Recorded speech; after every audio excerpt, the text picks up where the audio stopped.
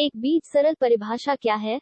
कृषि की नजर से देखा जाए तो बीज का अर्थ पौधों के उन सभी भागों जैसे जड़, तना, कंद, शाखा व फल आदि से है जिसका उपयोग हम रोपण या फसल उत्पादन के उद्देश्य से प्रयोग में लाते हैं तथा जिसमें अपने समान ही संतान पौधा उत्पन्न करने क्षमता हो। बीज सीड कहलाता है। बीज किसे कहते हैं? कितने प्रकार के होते हैं? बीज के प्रकार को दो भागों में वर्गीकृत किया गया है, आनुवांशिकता या जेनेटिक्स के आधार पर तथा इंडियन सीड एक्ट 1966 के अनुसार बीजों का वर्गीकरण। जेनेटिक्स या आनुवांशिकता के आधार पर बीज 5 प्रकार के होते जो निम्न हैं। बीज का वास्तविक नाम क्या है? केवल सुबीज अर्थात अच्छा बीज ही अच्छी भूमि से भरपूर उत्पादन दे सकता है। अब यह जानना आवश्यक है कि सुबीज क्या है। सुबीजम सु तथा बीजम शब्द से मिलकर बना है। सु का अर्थ अच्छा और बीजम का अर्थ बीज अर्थात अच्छा बीज। बीज गुणवत्ता से आप क्या समझते हैं? गुणवत्ता वाले बीजों का उपयोग करने के लाभ वे आनुवंशिक रूप से शुद्ध टाइप करने के लिए सही हैं। अच्छी गुणवत्ता वाले बीज में प्रति इकाई क्षेत्र उच्च वापसी होती है क्योंकि फसल की आनुवंशिक क्षमता का पूरी तरह से दोहन किया जा सकता है। खरपतवार बीज अन्य फसल बीजों के साथ भूमि का कम प्रकोप, कम रोग और कीट की समस्या। नाभिक बीज क्या है? प्रजनक बीज का उत्पादन नाभिक बीज से किया जाता है। प्रजनक बीज की मात्रा बढ़ाने के लिए जो बीज किसी अधिकृत बीज प्रमाणीकरण संस्था की देखरेख में राजकीय कृषि फॉर्मों पर तैयार किया जाता है, आधार बीज कहलाता है। कभी कभी यह आधार बीज को ही बढ़ाने के लिए प्रयुक्त होता है। यह प्रजनक बीज जितना शुद्ध नहीं होता। बीज और अनाज में क्या अंतर है? वर्णन डिस्क्रिप्शन। बीज में लैंगिक जनन द्वारा उत्पन्न बीज के साथ साथ पौधों के भाग जैसे तना, पत्ती, जड़ भी सम्मिलित होते हैं, जबकि दाने अनाज केवल खाद्यान्नों सीरियल्स एंड मिलेट्स के लैंगिक जनन द्वारा उत्पन्न बीज ही होते हैं। बीज अंकुरण कितने प्रकार के होते हैं? मुख्य रूप से बीज का अंकुरण 2 प्रकार का होता है। पहला ऊपरी भूमिक अंकुरण एपिजियल जर्मिनेशन व दूसरा अधोभूमिक अंकुरण हाइपोजियल जर्मिनेशन। इसके अलावा भी एक और अंकुरण का प्रकार होता है जिसे जरायुज अंकुरण व विपरस जर्मिनेशन कहते हैं। फल और बीज में क्या अंतर है? मुख्य अंतर फल और बीज के बीच है। फल निषेचन के बाद एंजियोस्पर्म का विकसित अंडाशय है जबकि बीज पौधों का निषेचित अंडाकार है। परागण को पराग को पंखों से फूलों के कलंक में स्थानांतरित करने की प्रक्रिया है।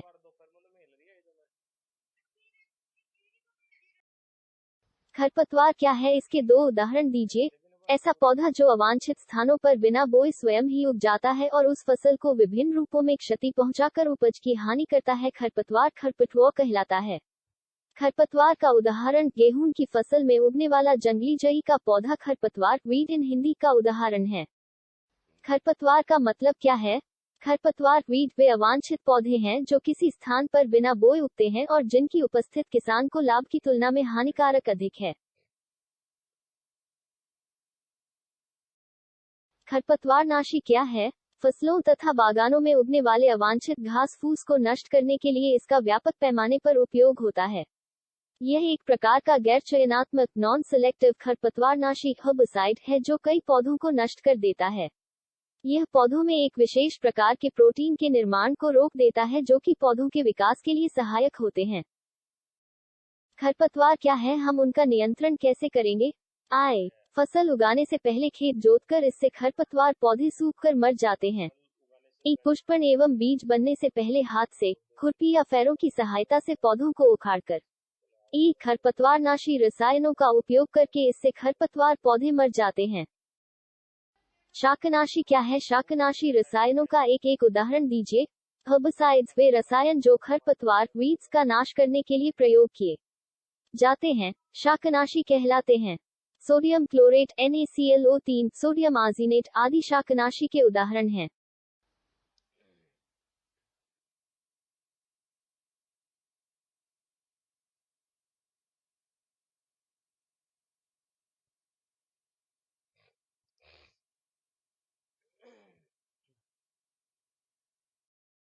शाकनाशी और खरपतवारनाशी में क्या अंतर है? शाकनाशक, शाकनाशी या खरपतवारनाशक या अपत्रिननाशी अंग्रेजी हर्बिसाइड ऐसे रसायन होते हैं जिनका प्रयोग कृषि क्षेत्र में अवांछित खरपतवारों को नष्ट करने के लिए किया जाता है। विशेष शाकनाशक से सिर्फ चुने हुए खरपतवार ही नष्ट होते हैं जबकि शेष फसल को कोई नुकसान नहीं होता। खरपतवार हटाने को क्या कहते हैं? खरपतवार हटाने की प्रक्रिया को निराई कहा जाता है। 2.4D क्या है? 2.4D डाइक्लोरोफिनॉक्सी एसिटिक एक रसायन है। इसका उपयोग चौड़ी पत्ती वाले खरपतवारों को नष्ट करने के लिए किया जाता है। 2.4 डाइक्लोरोफिनॉक्सीएसिटिक एसिड एक व्यापक प्रणालीगत शाकनाशी है जिसका उपयोग चौड़ी पत्तियों वाले खरपतवारों के प्रबंधन में किया जाता है।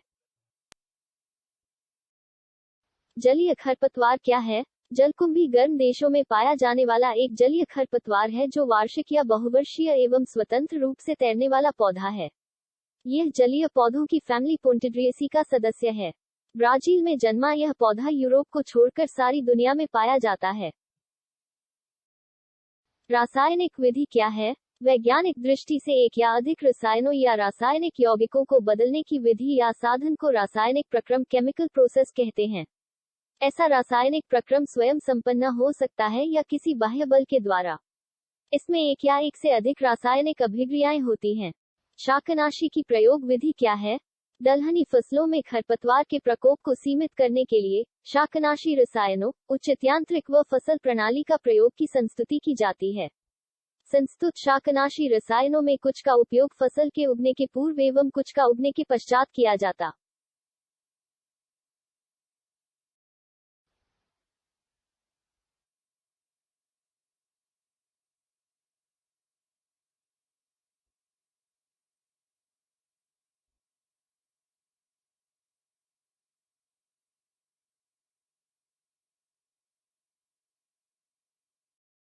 पीड़कनाशी क्या है? इसका उपयोग क्यों हानिकारक है? पेस्टिसाइड पीड़कनाशी ऐसे रसायन हैं जो पौधों को क्षति पहुंचाने वाले कीटों, कवकों, सूत्रकृमियों, कृंतकों एवं खरपतवारों को नष्ट करते हैं या उन पर नियंत्रण रखते हैं। कीट पुनः बड़ी संख्या में उत्पन्न हुए, द्वितीयक हानिकारक कीट भी उत्पन्न हो गए और पर्यावरण प्रदूषण की समस्या उत्पन्न हो गई। विश्व की सर्वाधिक समस्यात्मक जलीय घास फूस कौन है? आइकोनिया क्रेसिपस विश्व की सबसे अधिक समस्याग्रस्त जलीय खरपतवार है, जिसे टेरर ऑफ बंगाल भी कहते हैं। वृद्धि की बहुत उच्च दर के कारण वो संपूर्ण जलकायों की सतह को आच्छादित कर सकती है, उनमें रुकावट या अवरोध उत्पन्न करके दूसरे जलीय जीवों को प्रभावित कर सकती है। विदेशी खरपतवार क्या है? पांसनम भूमि में पैदा होने वाली एक प्रकार की घास को कहते हैं, जिसे सुखाकर ईंधन के रूप में उपयोग किया जाता है। असम के कार्बी आंगलोंग जिले में पहली बार 1993 में इस खरपतवार को देखा गया था। वर्ष 2008 तक तो यह बिखरा हुआ था, लेकिन हाल के वर्षों में कार्बी आंगलोंग और उसके तराई क्षेत्र में इसका प्रभाव तेजी से बढ़ा। मेथी की खेती कैसे करें? मेथी की खेती सभी तरह की मिट्टियों में की जा सकती है, लेकिन अच्छे जल निकास वाली चिकनी मिट्टी इसकी खेती के लिए ज्यादा उपयुक्त रहती है। मिट्टी का पीएच मान 6-7 के बीच होना चाहिए। मैदानी इलाकों में इसकी बुवाई सितंबर से मार्च तक तथा पहाड़ी इलाकों में इसे जुलाई से लेकर अगस्त तक बोया जा सकता है।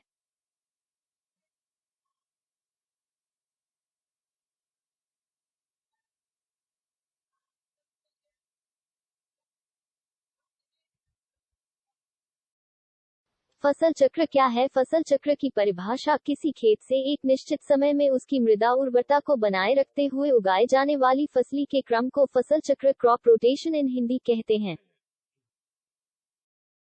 फसल किसे कहते हैं? फसल कितने प्रकार की होती है? भोज्य पदार्थ वाली फसलें, फूड क्रॉप्स गेहूं, जौ, धान व मक्का आदि। दलहनी फसलें, पल्स क्रॉप्स अरहर, उर्द, मूंग, मसूर, चना व मटर आदि। तिलहनी फसलें, ऑयल सीड क्रॉप्स, सरसों, तोरिया, सूरजमुखी, कुसुम, मूंगफली, तिल व सोयाबीन आदि। चीनी वाली फसलें, शुगर क्रॉप्स, गन्ना व चुकंदर आदि।